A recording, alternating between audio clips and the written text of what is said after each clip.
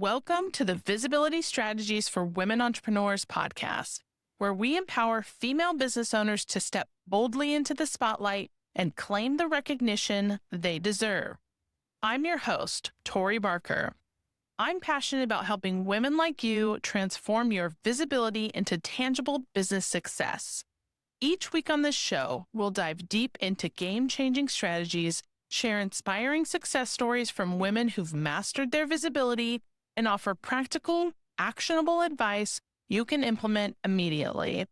Whether you're just starting your entrepreneurial journey, pivoting your business model, or ready to elevate your existing presence to new heights, you'll discover effective approaches to create exciting opportunities and expand your reach. So let's harness the power of strategic visibility and grow your business together. Welcome to the show. Today's guest is Tracey Sundkvist, a business consultant and coach who helps entrepreneurs get out of their own way so they can build businesses that are not only profitable, but deeply meaningful. In this episode, we're digging into mindset blocks that often hold women entrepreneurs back from truly being visible. We talk about how to become the best version of yourself, not just for your own growth, but to show up powerfully in your business. Tracey shares her insights on the 5 cardinal sins for entrepreneurship and how they quietly sabotage visibility and momentum. If you've been feeling stuck, invisible, or unsure of your next move, Tracey's practical strategies and powerful mindset shifts will give you the clear step forward. Let's dive in. Tracey, thank you so much for joining me on the show today. How are you? I'm living the dream. Tori, how about you? I'm doing great. So I'm excited to have you on the show today to tell us a little bit about what you do, how you help entrepreneurs, and how we can talk about visibility. So tell us a little bit about what you do. Absolutely. So for the past, say, 2 decades, I've really been focused on identifying talent, developing talent, and then really shifting into the entrepreneurial landscape so that I can help business owners grow their business. And one of the biggest things that I've learned is that if you really want to grow, it's always going to start with you. It's going to start with the thinking, the mindset, and the skills that you take into your business. That's either going to promote your growth or get in the way. So as much as we're going to be focusing on the business itself to look at the systems and the processes that you have in place, what we're going to do that is more powerful is to make sure that you're not getting in your own way. Yeah, absolutely. So let's talk about mindset blocks. What are some of the most common mindset blocks that keep women entrepreneurs specifically from putting themselves out there, and how do they overcome it? Oh, it was such a wonderful question because every person comes with a unique set of challenges depending on kind of what they bring to the party. We're brought up in different ways. We have different attachment styles. And depending on that, that can really impact on how you approach creating value in the business. Probably the 2 biggest ones that I see. The first is really the pressure of performing as a woman. So, as soon as you're a female, it's just unconscious that dealing with male stakeholders, they don't have as high expectations as they would in dealing with a man. So the thing is, how do you keep your ego intact and show up as this confident person who knows what they're doing without kind of being bashed because of that? I want to say inequality, but that's probably too harsh. The second thing, it probably relates to that as well, is charging what you're worth. So creating the value and then being able to back it up and say, I'm worth every cent. Like, I'm the most expensive in my industry. Let me tell you about the results I get, right? It's showing up in that way. We need to leave the nurturing, caring, family builder side of us parked a little bit, so that we can show up more assertive in the business world. Yeah, and I think to that point, especially women entrepreneurs just starting out or just starting in the entrepreneurial space, like many women come from corporate and then they have years and decades of experience and knowledge and expertise, and then they start in entrepreneurship. It's a different beast, if you will. And so knowing their value, charging their value, and showing up with confidence are the biggest things that I think are our roadblocks, like you said, because it's uncharted territory, or we want to, just get it started, right? Like we just need the business, or those types of things that we have in our mind that we think, oh, well, I'll charge more when I get, further along in my entrepreneurial journey. But it's like, heck no, start out big, right? You have this experience, and it applies like straight across the board. Yeah. There's such a big learning curve for women who leave the corporate space and start their own business. And you absolutely nailed it in that it's a different beast. You can be exceptional in the marketing world or the finance world, or, have those skills and expertise.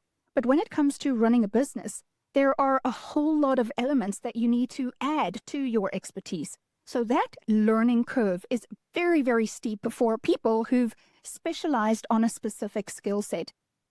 If anything, what I would say to arm yourself against that is embrace the learning and get comfortable being very uncomfortable, right? We need to do things even though it hurts like heck, because that's the way you're going to learn. It's just put yourself in there, Yeah. Well, and kind of along the same lines, one of the questions I wanted to ask you about is how we can become the best versions of ourselves to lean into that growth and success. What are the things that you coach on, help with, or talk or speak to on that topic? I love the coaching space, because if a client comes into me and they're focused on left, then I know as a coach, I need to start introducing right. If they come to me and they're focusing on up, as a coach, I know I need to, create a little bit more balance and focus on, the bottom. So coaching is about kind of closing gaps. If you're thinking one way, all that coaching does is it introduces different perspectives and ways of thinking that allow you a bigger picture of what you're doing and the impact that you're having with your approach. Everyone is going to come with their own sets of strengths and own set of weaknesses.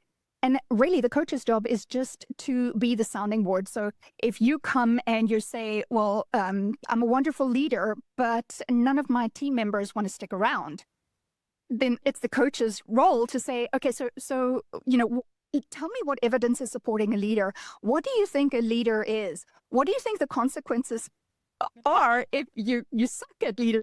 It's about helping them understand and how this is going to connect to becoming the best version of yourself. You can only become the best version of yourself if you're open to some ideas that are going to probably conflict pretty radically with, the way you feel the world works.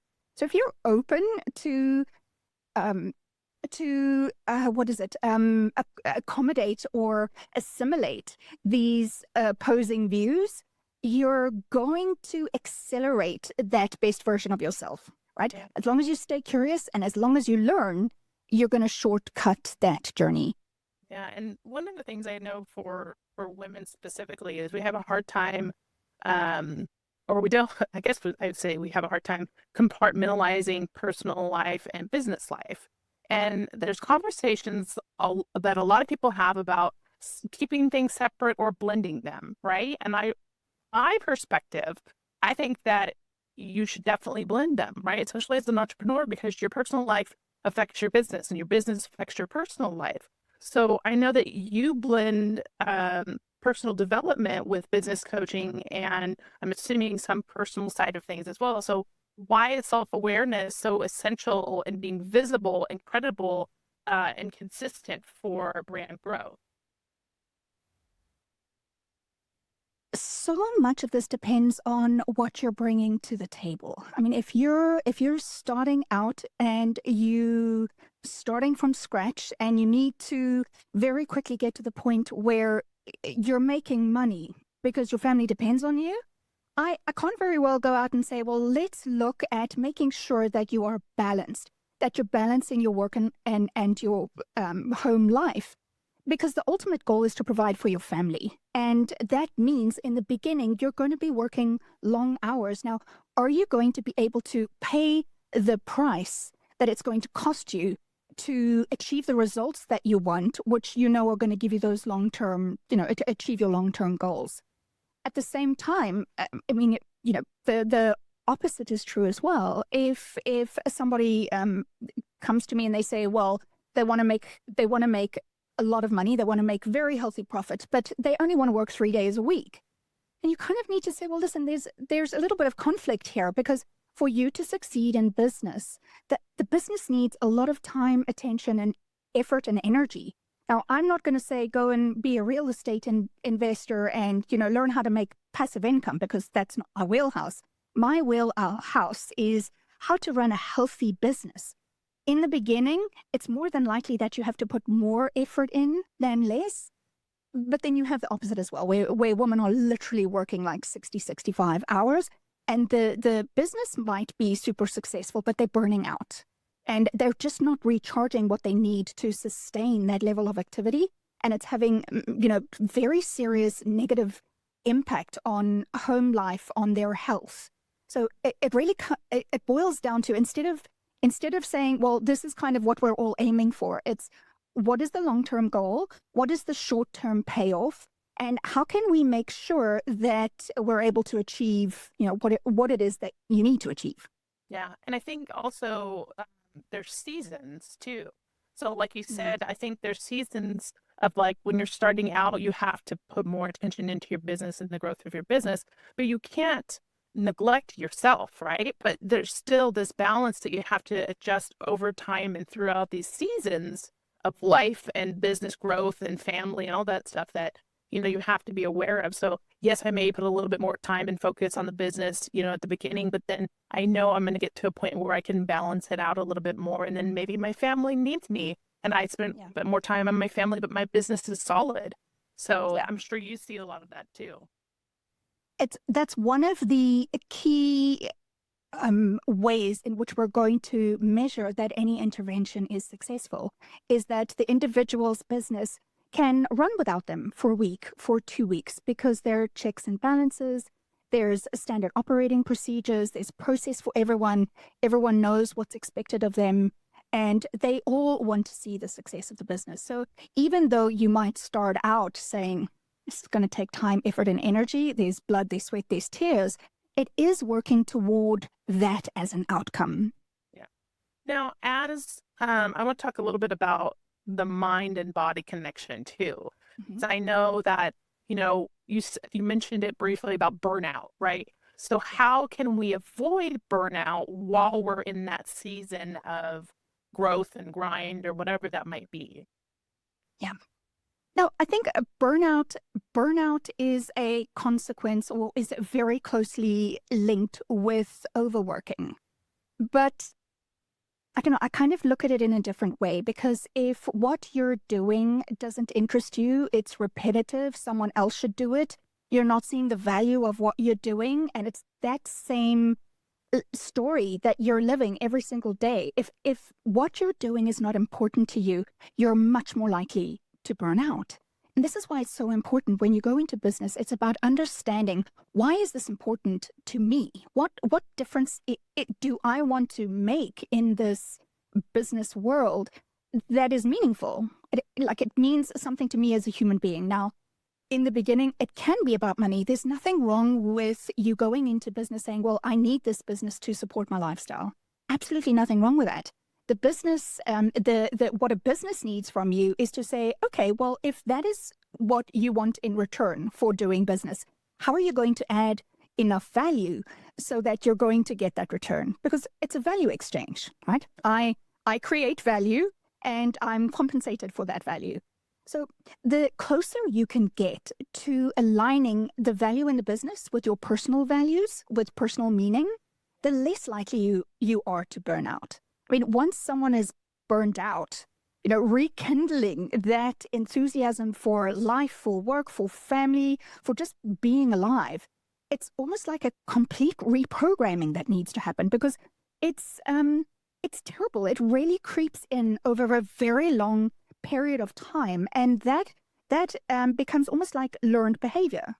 So that almost becomes your default. It's not that you stay in this outside terrible way of living. It becomes part of you.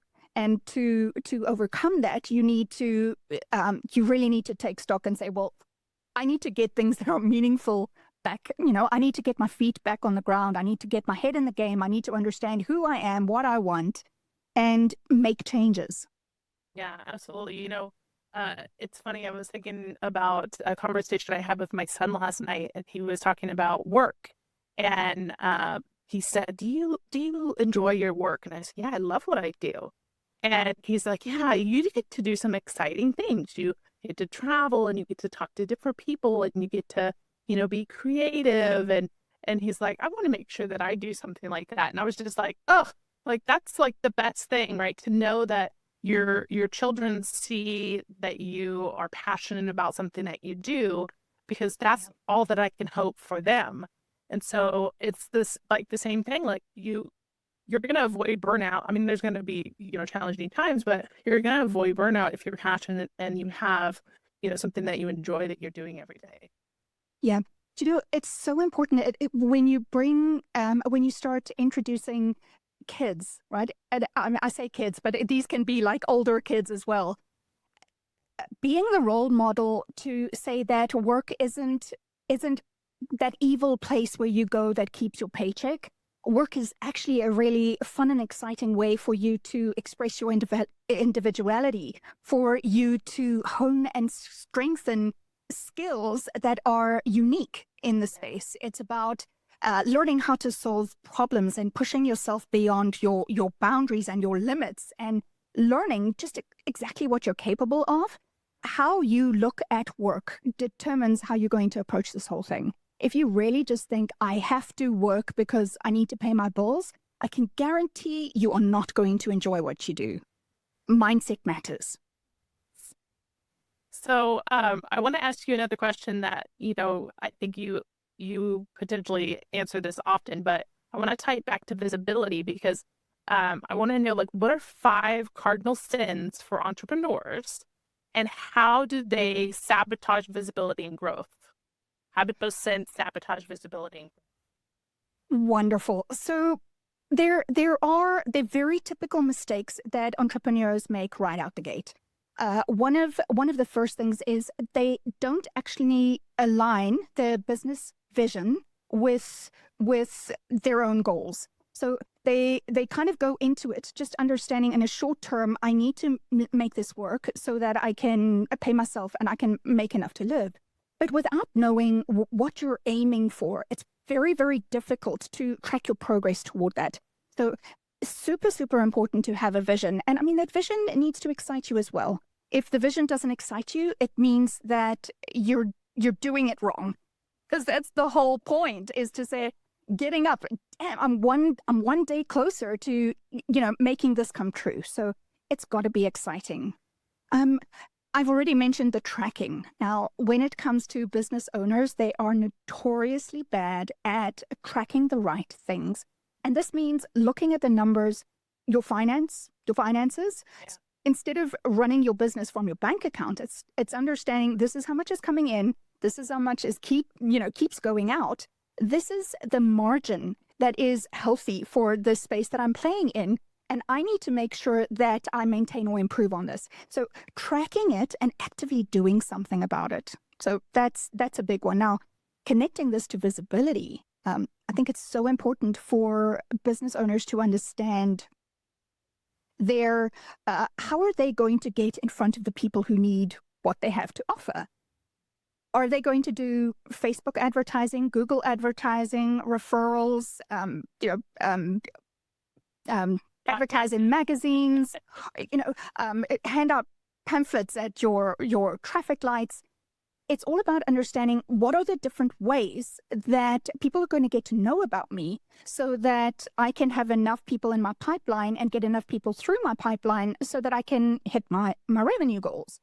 What they end up not doing is tracking how well is that working for me. So they might be running Facebook ads, but they have no idea what their return on ad spend is. They might be running Facebook ads, but they have no idea how to make sure that the processes that they have are going to support getting those people to say yes from interest to yes. all of this means you need to be able to look at numbers and understand, what is that telling me? Numbers don't lie. They're always going to tell you the truth. So learning the language of numbers is going to be your best friend if you want to take out a whole lot of learning the hard way, right? We don't want to learn the hard way. That's just no good.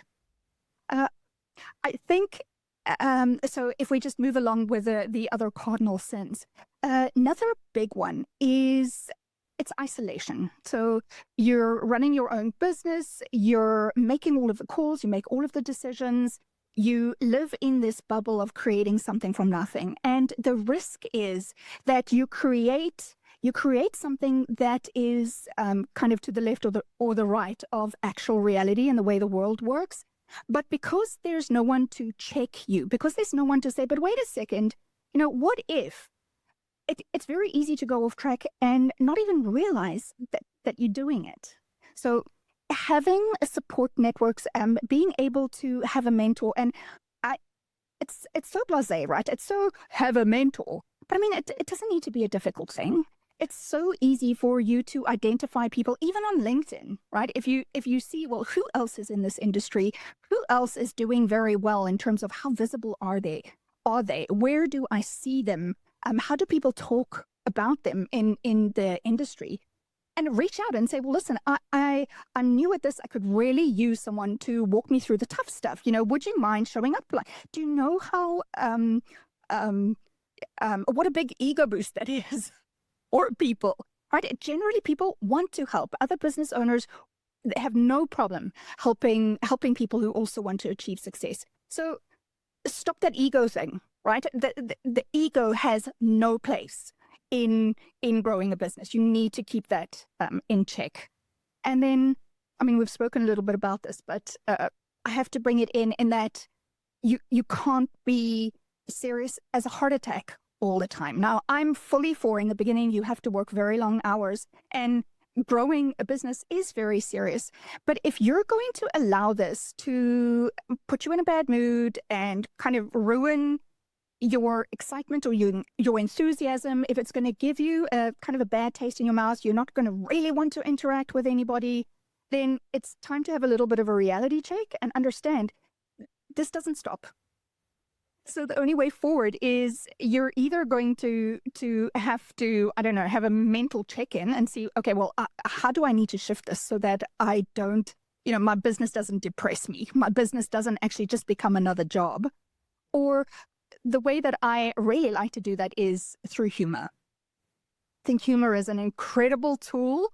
And I think sometimes when we are emotionally triggered by customers that are being just absolutely ridiculous, or problems in the team that you just can't believe that this issue keeps happening, it's really helpful to put that into almost like a cartoon.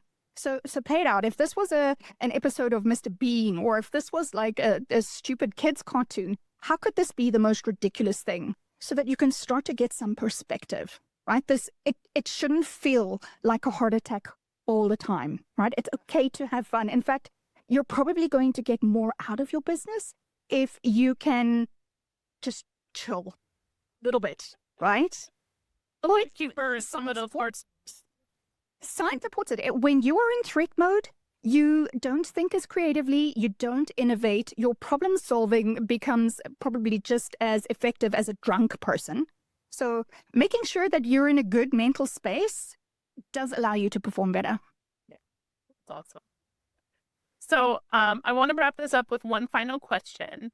So if someone listening feels stuck or invisible in their business right now, what's one step you'd recommend that they take to start showing up more powerfully?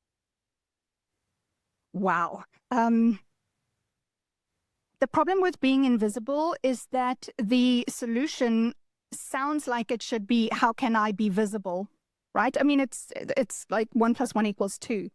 But I think before you can show up as being visible, you need to understand, if I have an awareness that this is going on for me, if I feel like I'm invisible, what is the opposite of that? What is going to tell me that I am visible? Right? And for you to have actual quantifiable criteria, not just I'm going to feel, Because how can you qualify that? That means if it's a good day, you're going to feel like, yes, that was great. And if it was a bad day, you're going to feel like, no, that sucked. And you have to be objective. So if you're feeling like you're not visible, ask yourself, what do I actually want this to look like? Does it mean that I want more people to know about me? And if I want more people to know about me, how am I getting out there right now? And what do I need to add to that so that more people can see me and interact with me? If I want more people to know about me, is the message that I'm putting out there compelling enough? Like, do I need to improve my messaging? So do I need to be more visible in more places? Or do I need to start tailoring what I'm saying, what I'm communicating in these places so that people connect with it? Right? If you feel invisible, you need to be very careful that you're not behaving from a I'm not important. I'm not worthy. I'm not valuable. In fact, I have such low self-esteem that I feel like no one sees me. You have to stop that. You absolutely have to stop that. You need to fake it till you make it. You need to understand this is what makes me very powerful. And that is how I need to communicate. That is how I need to show up. That's fantastic. Fantastic advice. Thank you. So how can people get in touch with you if they want to learn more about what you do, want to work with you? How can people reach out? So I have a link for you that is going to take you to a direct booking with me. So I'm offering all the listeners a 30-minute chaos to clarity session where we can if you think of the mind as kind of this wrapped up piece of wool to a nice, organized structure, it's just really an intensive session to help you detangle what's going on for you. So if you're stuck and you just need a little bit of perspective or insight into how can I get unstuck, what is the next step for me, then this is going to be good for you. From there, I can also direct you to other support that Brand Lab Media has, and of that is a free online mastermind that gives you all of the elements that you need to build out a healthy marketing strategy, to know what it is that you need to be tracking, to build Facebook ads that are going to compel your best customer to be interested and to respond, and then to understand the business phases so that you know what problems you should be solving at the right phase of business so that you can build the skills that you need to be able to prepare for that next phase. Perfect. And we'll put a link to that in the description below so you guys can all check that out. And then I'm assuming probably LinkedIn is a good platform to connect with you as well. Absolutely. And luckily enough, my surname is so absolutely bizarre that it's not hard to find. There's only one of me. There's not like 20. Love that. Well, Tracey, thank you again so much for being a guest. It was a pleasure to get to know you, share your story, and talk to you today. So I appreciate having you as a guest. Thanks so much for having me.